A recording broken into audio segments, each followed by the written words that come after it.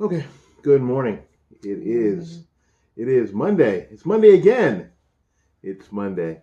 I hope that your weekend was fun, exciting, restful, all the things that a weekend should be. Thank you again for dropping by Real Talk with Deb and Will. It is a little after 9, and and my wife. It was my wife's job this week to bring up the topic, and I think this is going to be fairly good today. I think it's going to be Maybe something. for you. Well, So what I decided to do. Good morning, by the way. I'm sorry. I'm just a little out of sorts a little bit. My week last week kind of threw me off, so I'm trying to get caught back up and feel into things. But my choice of topics today is 5 questions to improve your marriage. And this week, I'm going to be asking my sweetie here questions. And next week, it's going to be my turn. It's kind of unfair. I think it's someone at the door. Excuse me. No, no, no, no, no, no. It's kind of unfair because I'm going to give myself time to think about mine. But you know how much time he got? This is the only time I get. I told you last night, early last Yeah, night. yeah, okay. And I asked you, were you comfortable with it? And he said whatever you want, so that's what I want. So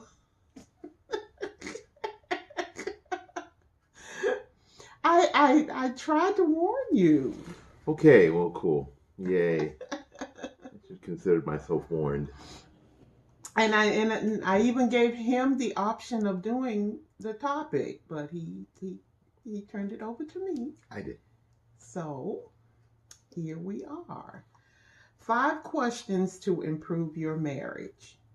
And while I was researching on this, it mentioned that this could help improve your relationship if you feel like you're having issues with your marriage or whatever like that. So you can try to find out some things about your spouse. So, ready? I don't know. I don't know, but it doesn't matter, does it? Nope, it doesn't. Okay, then why'd Because you you ask gave me? me the okay. Then why'd you ask me if I was ready? Because it doesn't matter. It doesn't matter. Okay. Okay. The first one is there anything you need from me as your spouse that I'm not giving you?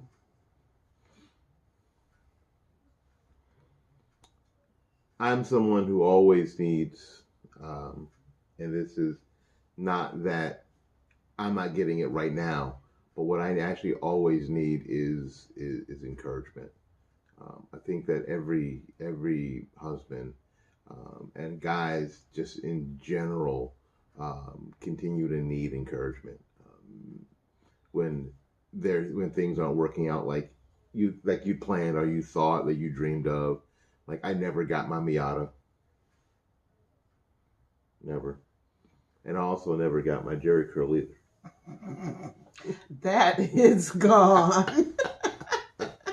So the chances of my Jerry curl, I'm not comfortable here. move the chair out there. You go. So the idea is that I never got my Miata, I never got my Jerry curl, um, and sometimes things don't work They out. still do Jerry curls. Micro Jerry curl. They don't call them that. What do they They call them? call them texturizers now. Texturize your hair. I want a Jerry curl with a Jheri. That's how they spelled it, right?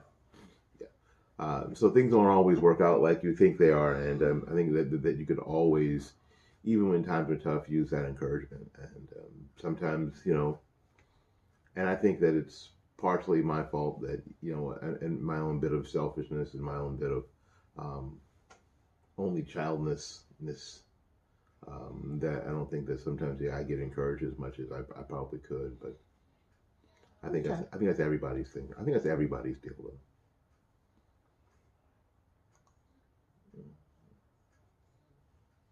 On with the Spanish Inquisition. Is there anything that I do that hurts you?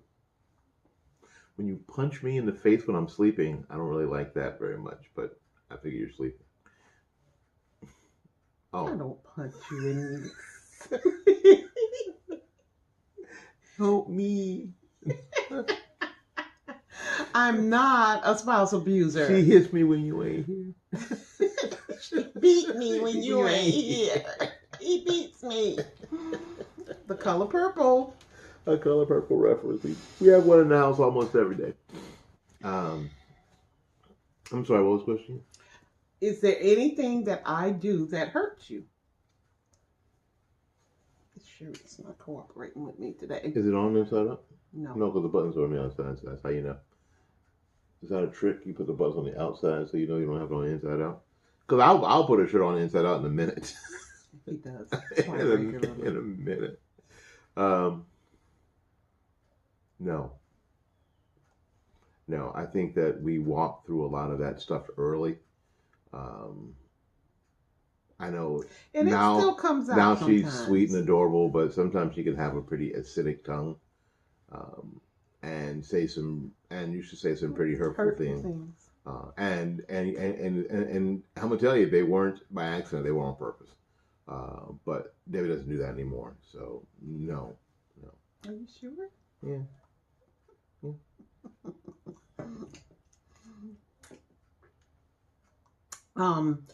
Is there something I used to do that you wish I still did? You want me to be abusive verbally again?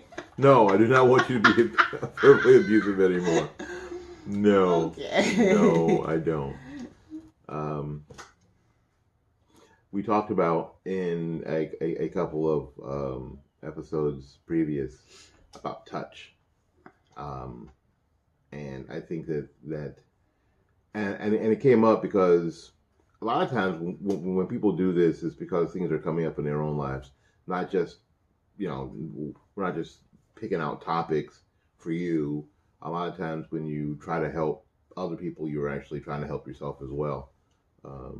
Cool. So we try to help as many people as we can. And I think that you used to hug me a lot more than you do now. Again, this may all go back to my. That's why you brought that topic up. Well, of course I did. We bring up a lot of topics in this that we really have questions for. Not that we're the experts in this. No, it's like Pastor says sometimes. Sometimes he's preaching to yourself. He's preaching to him too, Mm-hmm. So, and when you're doing studying, you're learning things about yourself as well. So, no, and I think that it may stem back to my only childlessness. And wanting attention. I want attention. I want attention too. I do. You guys know I do this, and then I do 4 or 5 other podcasts, and then do public appearances. Why? Because I want attention. I'm 58 years old, and I want you to pay attention to me. But I think not that you don't, but it's bless you. You okay? We're not going to edit that out, or that either. That's in the mix. But I think that could improve, I guess. Like the other day, you came over and you hugged me while I was sitting here just for no apparent reason, and that was good. It's good. It's encouraging. Men in general need that. We need that a lot more than we'll admit. We know that women want it. But men need we it. Like to cuddle. Men need that a lot more than we'll admit. So, yeah. Where are we? In the Spanish Inquisition. No one expects the Spanish Inquisition. Do you feel like there is an area in our marriage where God is missing, where we don't include God enough?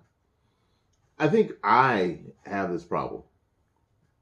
So if I have it, we have it. I think in our finances, I think that's the part that I have probably historically failed. And I think a lot of people are there. I think a lot of people want health and happiness and joy and all those things that God brings and can bring. But I think a lot of times that we Forget to neglect them include in finances because that. we, it may be upbringing, it may be fear, it may be any number of things that we just don't think that God is interested necessarily at that level, that sort of falls on us. And I think that's maybe a more of a male thing than a female thing. But I think that's probably, especially after dealing with tax week last week, which I hate, by the way. Yeah. Hate. I don't hate much, but I hate it. Tax week is not fun. Oh, and this week was especially not fun. But so I think and I think that's more me than you, but because it's me, you too. Sorry. Hmm?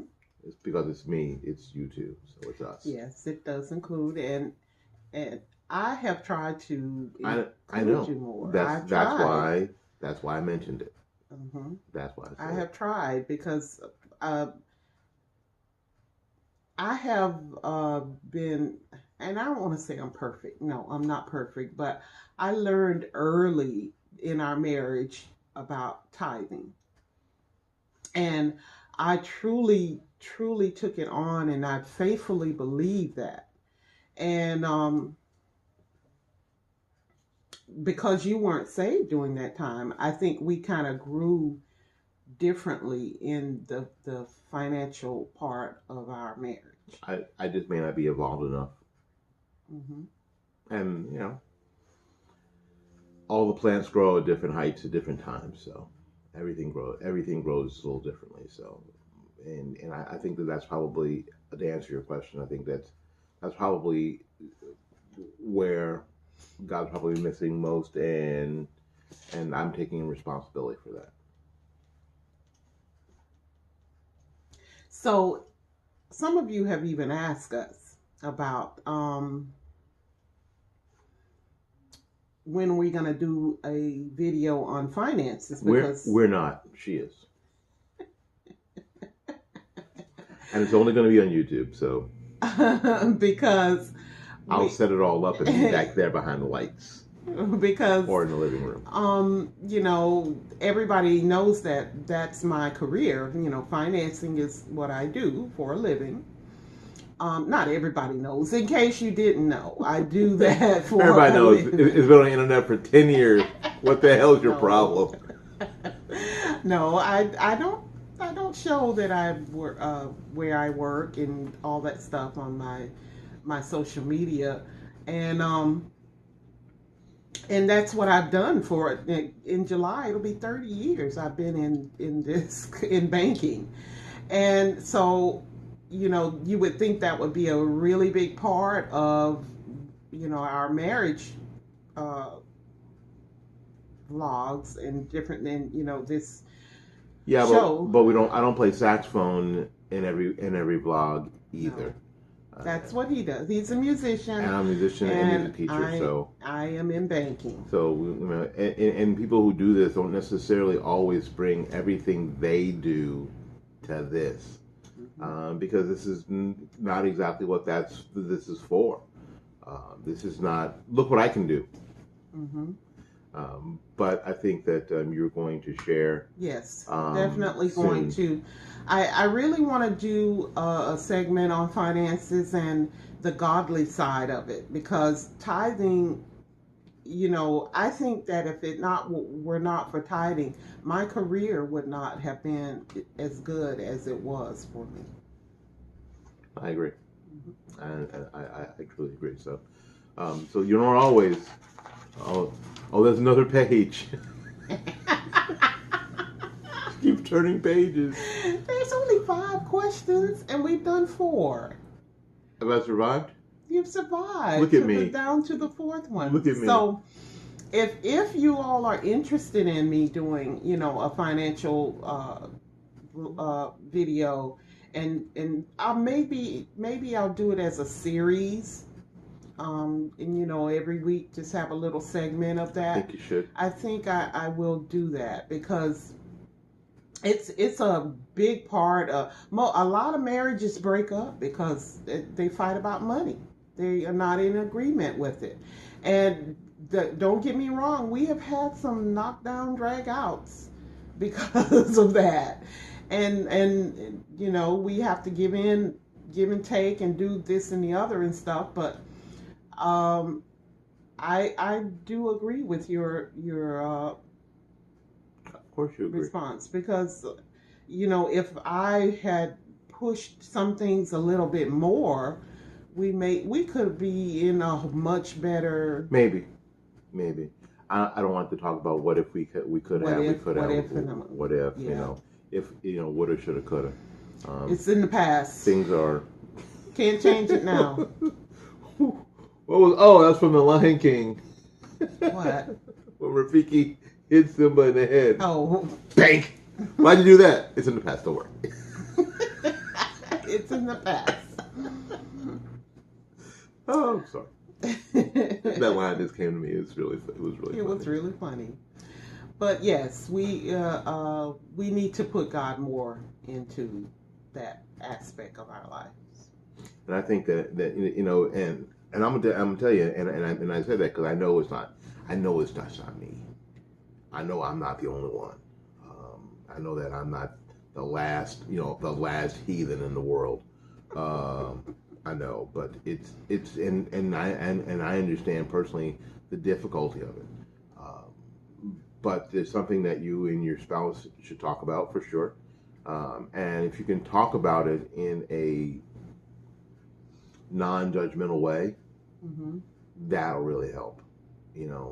As opposed to saying, if you would do, if you would do this, we wouldn't be, and this is all and Yeah, don't do that. no. I made those mistakes.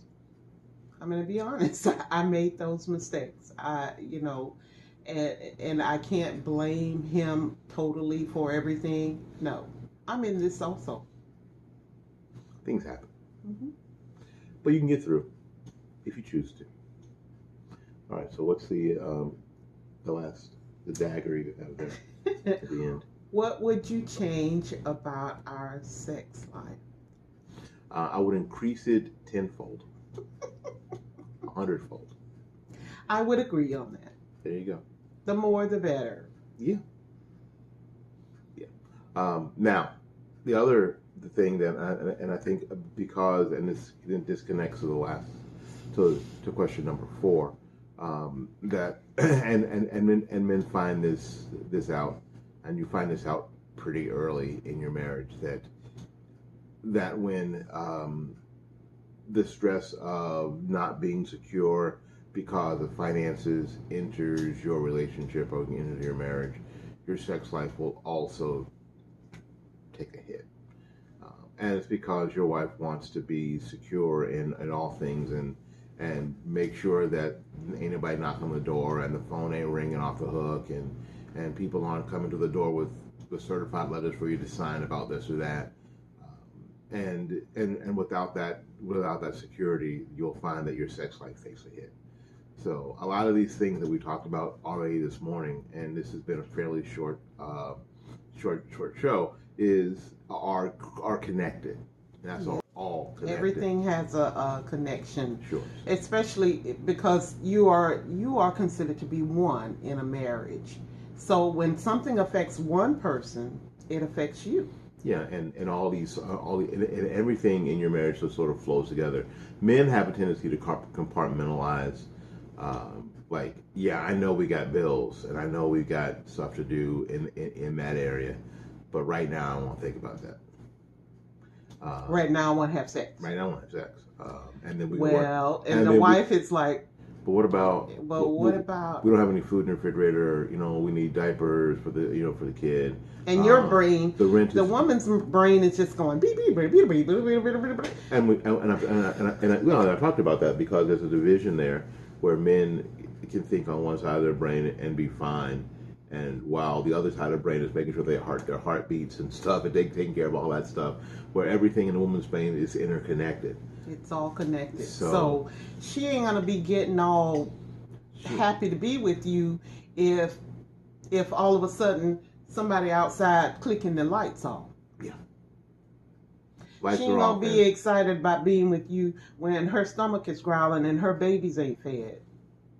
Exactly right. So, and that's one of the and you know and that's that this is some of the hard stuff that you have to make sure that you're able to get through when you're talking about being married. This is and that's why, and so your sex life will take a hit. Now we don't talk much about sex in the morning show, and this is the morning show here on Facebook Live. Um, But everybody likes it and everybody wants it. well, yeah, Let the and truth be known. and you got to do it. Like, you got to do it. Um, You can act like you're a little innocent church girl. but everybody, I mean, if you're married, you know, it's part of it. It's part of it. It's part of the deal.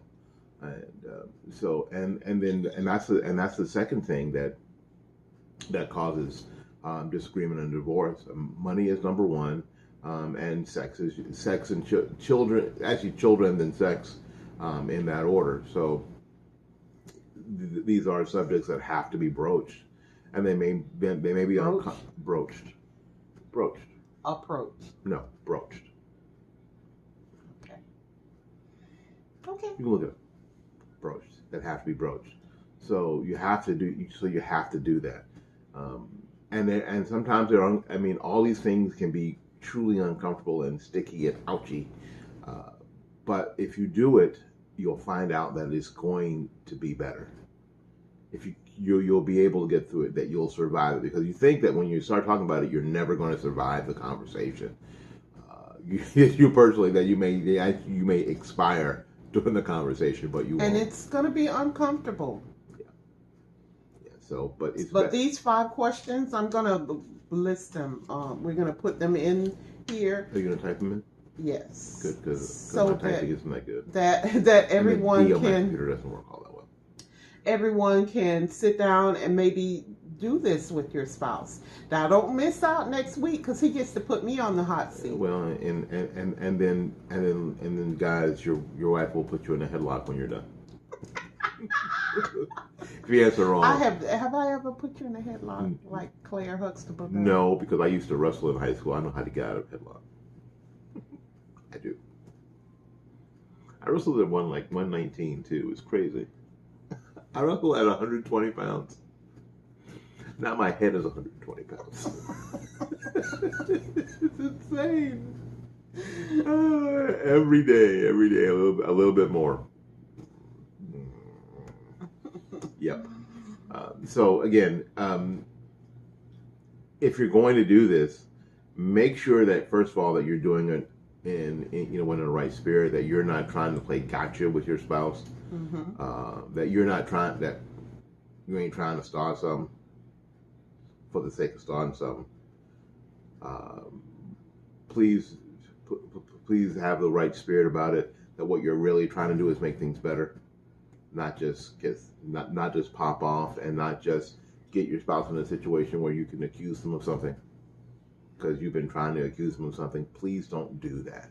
And I think, because it actually was an eye opener for me, because I did not know what he was going to say on these questions, and that number 4 really helped me to. Because my wife doesn't think I pay attention sometimes. I don't. I do. That's the way I am. She doesn't believe that I pay attention. She doesn't believe that I notice all that I notice, and it's because I don't openly react to everything, and I don't openly comment on everything all the time. I don't. But it doesn't mean that I don't know. That doesn't mean that I don't notice. And we've been married 31 years. And I think a lot of men are that way. Sometimes I think so too. I think that you think, well, he just don't care. What? Why don't you do something about this? And you're thinking, I may not have, and I may not have the social or emotional tools to deal with it in the way that you want me to deal with it. I may not have those tools, and your spouse may not have them, which is why they aren't dealing with them, especially in the way that you think that they should deal with them, which is another old kettle of fish. So it doesn't mean that they don't know. It doesn't mean that it doesn't They bother don't them. care. It doesn't mean, and it definitely doesn't mean they don't care. So don't hop to that conclusion all the time that they don't care, because That's what we think of. that's probably the last thing. That's probably the most wrong thing you can think, that they don't care. Well, of course they care, but they may not believe that they can do anything about it right now. And because they compartmentalize, they will put it away until they can. Guys, what we do, we just put it away until you can do something about it. Well, I think that maybe you should say something to your spouse. Which is part of the emotional tools that we may or may not have. Should say something so that she doesn't feel like, well, I'm just in this by myself. I'm just doing this on my own. When they really are working on it, but they're not open to you telling you that they are working on it. So it can be frustrating. It can be frustrating, and the other part is that the spouse, the guy, may simply not want to talk about it because they don't have the solution for it. They don't have it fixed yet. But you don't have to have that. Well, solution. yes, in my brain, I certainly have to. In my brain, I certainly have to. And you know what? Remember what we are. Remember what the women are. We are the helpmate. Maybe, listen to me. Maybe because you don't have the solution to all of it, she might have that one little key, that one little thing that can bring it all together. Maybe, but the idea in my brain is that I'm supposed to, and it'll stay in the guy's brain until they figure it out. And that's something else that, again, when we start talking about the difference between men and women, I think that the wives have to understand that, men have a way too. Men have a way about them as well, and that way needs to be respected as well. It isn't wrong, men are not defective women. They're not. Because we don't do this or that or this or that. Men are not defective women. And women are not defective men because they think differently or behave differently. Men have a way about them, and that way needs to be understood and respected as well. So I think that's why this whole process can be tough. Because you have to not only respect, your spouse as an individual, you have to respect the way of women, and women have to respect the way of men. Because I think that in this culture, we are getting to the point where, and we see this in school with your kids, that boys are treated like defective girls. If they are active, if they can't sit down, if they can't sit still, if they, if they're a little bit more, I don't know, rough around the edges or boisterous, they get treated like defective girls. And I think we have to be really careful that the culture doesn't start treating men like defective women. We start to see that everywhere. And then they want to give them medication. Well, yeah, and especially children. So we start looking at magazines that want to show that men should show their feminine side. Who says that men should even have a feminine side? Nobody says that women should show their more masculine side. Nobody says that, except lesbians. Nobody else says that. But men, however, need to change and show their more feminine side, because somehow that their masculine side is defective and bad. So I think that in all of this, we have to be very, very careful about that. And but when it comes down to it, and a lot of women are attracted to the more rough around the edges side. They are, that whole bad boy craziness. Mm-hmm. So the idea is to be gentle, strong at the same time, to be schizophrenic.